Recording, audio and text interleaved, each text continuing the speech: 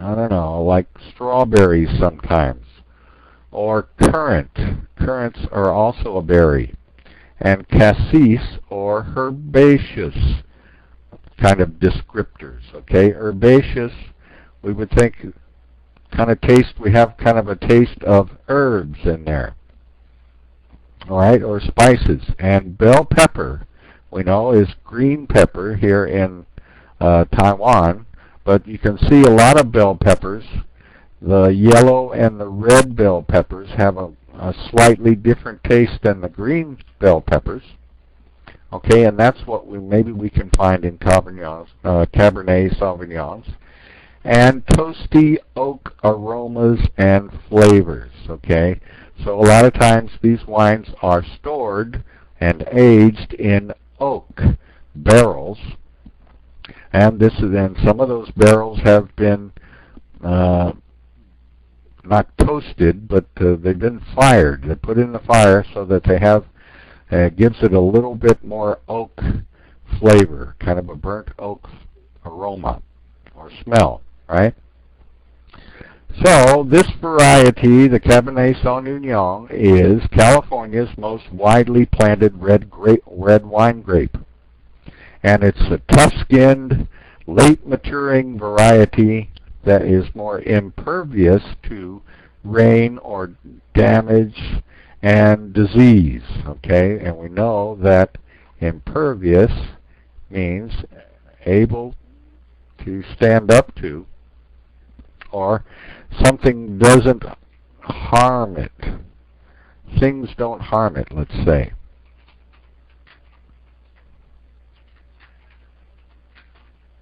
Okay, so if they get a lot of rain there, it doesn't damage the grapes, and it's more resistant to disease. Okay. So, if Cabernet Sauvignon is the king of red grapes, Chardonnay is the queen of white grapes. The variety is California's most widely planted wine grape. Chardonnay far and away has remained the most popular wine in the U.S. for the last decade. Okay, this is something you may not realize, but Americans drink a lot of white wine, and most of it is Chardonnay. Okay.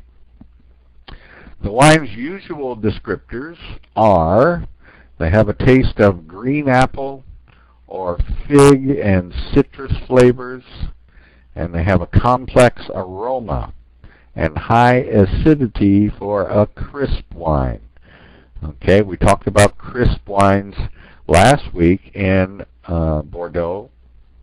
Okay, and the wine is often aged in oak to produce the toasty, vanilla, and buttery overtones. Okay, an overtone, what can we say that is? Well, it's kind of a flavor or aroma that maybe sits, it's hard to describe these these things, sits over the main aroma or taste, okay? So it's not really the main focus of the taste or aroma, but it's kind of just hanging there on top of it, so that you taste it when you first taste it, and then it goes away, but then you remember it was there as you continue drinking. Okay? So another grape that we have in California is Merlot. All right? And it's one of the leading red varietal wines purchased by Americans today. And why is Merlot so popular? Well, people or consumers who are new to wine may be trying red wine because of news reports linking moderate drinking to a healthy lifestyle.